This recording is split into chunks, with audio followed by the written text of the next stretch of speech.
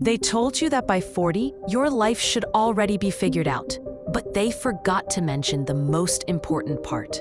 They said the peak was hitting success before 30, that after 40, everything starts to go downhill, that aging means losing, settling, accepting less.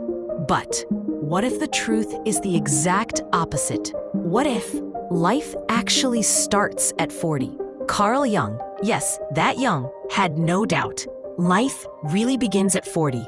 Until then, you're just doing research. And when you hear that, something inside you lights up, doesn't it?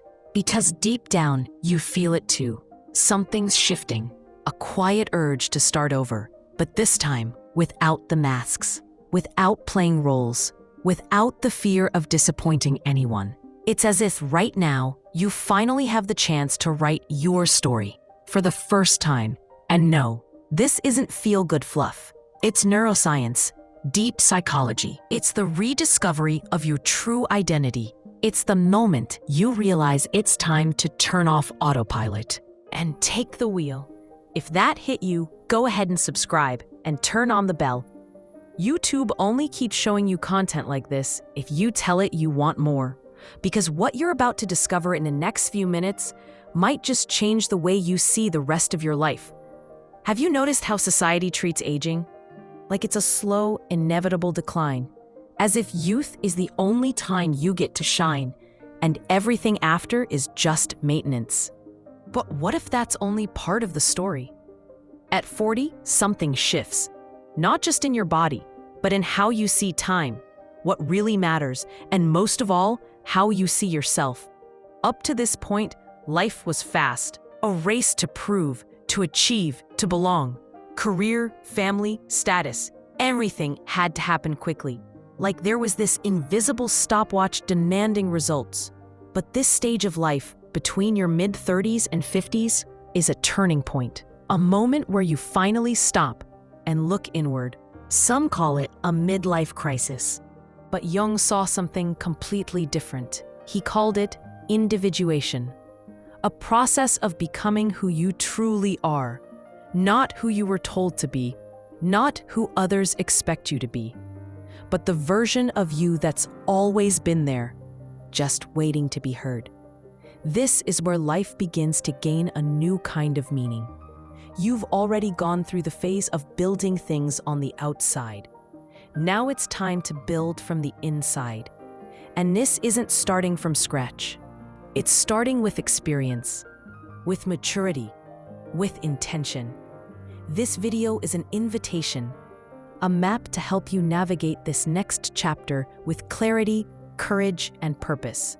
Because if the first half of your life was about research, this half is about living for real. Now tell me, do you feel like this is your moment? Are you ready to let go of the old version of yourself and step into what comes next? Leave a comment. I'd love to hear what you think. And if you haven't yet, hit subscribe and turn on the bell, because what's coming next will show you that living truly begins when you stop following someone else's script. For most of our lives, we climb, we chase, we strive. Step after step, we build careers, relationships, families. We collect achievements, like proof that we're doing things right. And somewhere along the way, we start believing that if we just keep going, faster, higher, more, it will all finally make sense. But then, something happens. You pause, maybe for a breath, maybe because life forced you to. And in that pause, you notice something that shakes you. You've been climbing a ladder, but it might not be leaning against the wall you actually wanted. This is where the so-called midlife crisis begins for many. But crisis is just a label. What really begins here is the unraveling of illusions. It's the quiet but undeniable realization that many of the decisions that shaped your life weren't truly yours. You followed the plan, society's plan. The one that promised happiness if you played by the rules. Study hard, get a job, get married, be responsible, be safe, be someone. But even when you check every box, something still feels off. Carl Jung had a name for this. He called it the collapse of the persona, the image we build to fit into the world. It works until it doesn't, until it starts to crack, until the roles you play, parent, partner, professional, start to feel more like costumes than reflections of who you really are.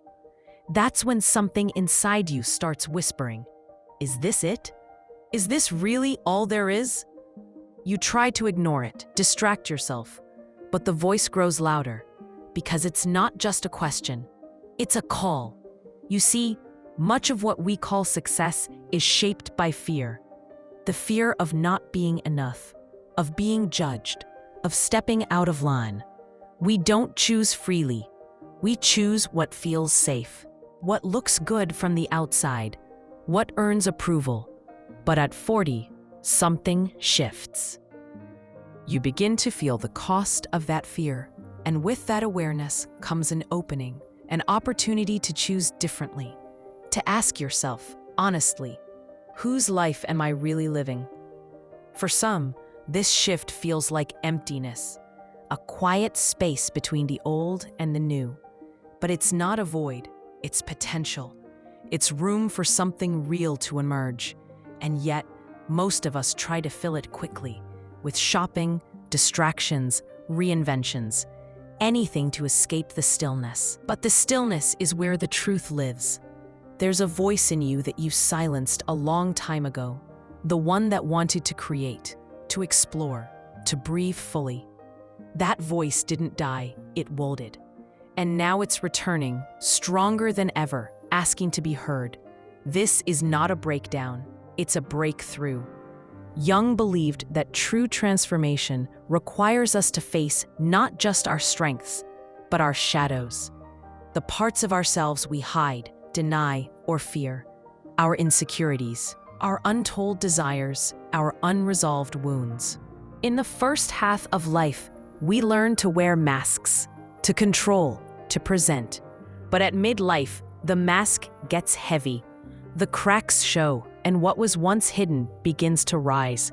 This can feel like chaos, but it's actually integration. It's your soul trying to reunite with what you've left behind. And in that process, something beautiful happens. You stop trying to be perfect. You start trying to be whole. You realize you don't need a new life. You need a new way of living, the one you already have. And one of the greatest freedoms that comes with this age is letting go of comparison. You're no longer in a race. You stop measuring your life against timelines and highlight reels. Instead, you start asking deeper questions. Am I living in alignment with who I truly am? What brings me peace, not applause? Time itself starts to change. In your younger years, time felt like a chase. Everything had to happen fast. But now, it begins to feel like a gift. You become more selective, more intentional.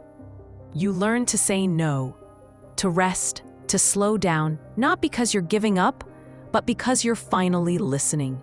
This isn't the end of your story. It's the beginning of the part that finally feels like yours.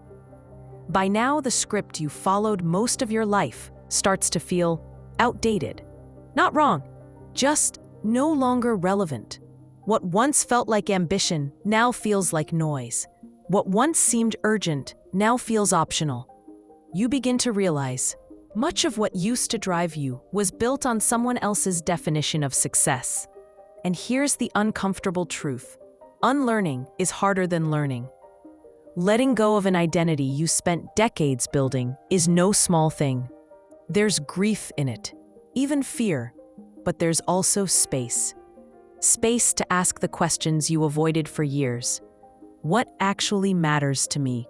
What kind of life do I want to live? What do I want to leave behind? These aren't philosophical indulgences. They're survival questions. Because the version of you that pushed through everything, that adapted, that performed, is tired. And tired doesn't mean broken. It means done. Done pretending, done proving, done living according to other people's expectations. This is where meaning becomes the new currency. Viktor Frankl, a Holocaust survivor and psychiatrist, wrote that the deepest drive in humans isn't pleasure or power, it's meaning. And at midlife, meaning stops being optional. It becomes essential. You begin to crave experiences that align with your values, not your resume. You start to notice which people energize you and which ones drain you. You look at your calendar and ask, is this how I want to spend my life? And maybe for the first time, you realize you get to choose. But choosing isn't easy, especially when the world around you rewards consistency over authenticity. When making a shift might disappoint people who've known only your former self. That's where courage comes in. Real courage isn't loud. It's not about quitting your job or moving across the world, though sometimes it is. Real courage is saying, this isn't me anymore, and letting go. It's making space for reinvention, not out of crisis, but out of alignment. Because you're not starting over. You're starting with clarity. And that changes everything. You start creating boundaries, not as defense mechanisms, but as declarations of self-respect. You start saying no without guilt, and yes, without resentment. You begin to protect your peace like it's sacred, because it is. You begin to live from the inside out, not chasing life, but responding to it. That's when something else shifts. You stop fearing time. You stop resisting change. You stop trying to control everything. Instead, you allow. You allow yourself to evolve, to feel deeply, to be fully human. And with that comes the gift of presence. You stop measuring your life in milestones and start measuring it in moments. Moments of joy, of connection, of stillness. You realize that fulfillment isn't found in arrival. It's built in the way you walk. And in that awareness, you gain something rare, peace. Not the peace of having everything figured out, but the peace of no longer needing to. Because now you trust yourself. You trust that your life has depth, not just direction, that your story has value, even in the chapters you once wanted to erase. You stop editing your past and start honoring it. Because it brought you here, to this new beginning, not of life, but of living. And that changes everything. There's something else that begins to emerge in this phase of life. Gratitude. Not the performative kind, but the deep, quiet kind. The kind that sees the beauty in ordinary things. The softness of morning light. The silence after a deep exhale. The calm in simply being, without the pressure to constantly become. You begin to notice the world differently. The urgency fades, and in its place comes clarity. You don't need more, you need meaning. You don't crave applause, you crave alignment. And that makes you dangerous to systems built on dissatisfaction. Because suddenly, you're no longer playing the game. You're questioning the rules. You stop asking, how can I win? And start asking, do I even want to play? This internal shift changes how you show up in the world. You stop trying to impress. You start trying to connect. You listen more. You speak less. And when you do speak, your words carry weight because they come from within. You no longer fear being misunderstood. You fear pretending. That's when relationships start to shift too. Some people will drift away, not because of conflict, but because you're no longer willing to perform. And in their place, new connections appear. Ones based not on shared histories, but on shared values, shared truths. This is what Jung meant by individuation, the process of becoming whole. It's not about becoming someone else. It's about recovering the parts of yourself you left behind to fit in. You begin to reclaim your curiosity, your creativity, your voice. You give yourself permission to dream again. Not the dreams you inherited from others, but the ones that have been quietly waiting for you to remember them.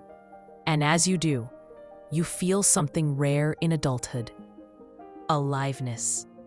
It's not a rush, It's not a thrill. It's a grounded, rooted presence that whispers, "This is real." You start making choices not from fear, but from clarity. You stop asking, "What should I do?" and start asking, "What feels true to me?" And maybe for the first time, you trust the answer. This kind of inner transformation isn't something the world celebrates because it's invisible. You won't get an award for healing, or a raise for setting boundaries, or a trophy for choosing rest over hustle. But what you will get is yourself. You will get peace, depth, wholeness, a life that feels like home. That's the quiet revolution of midlife. Not reinvention, but integration. Not a crisis, but a calling. And if you answer it, what you'll find isn't just a new version of yourself. It's the most authentic one you've ever known. Because maybe, just maybe, everything before this wasn't a mistake. It was preparation. And now that you know what doesn't work, now that you've seen what doesn't satisfy, you are finally ready to create something real.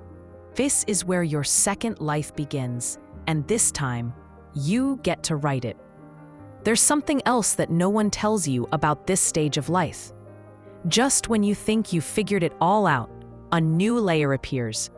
A new question, a new discomfort, a new version of truth knocking gently on your door.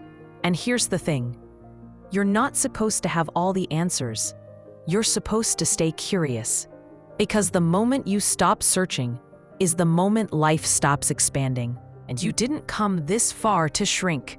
So what comes next? That's the question I want to leave you with. Not because the story is over, but because something deeper is just beginning.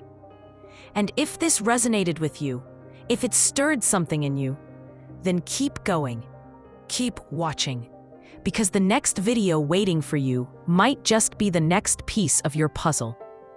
Thank you for being here, and I'll see you in the next one.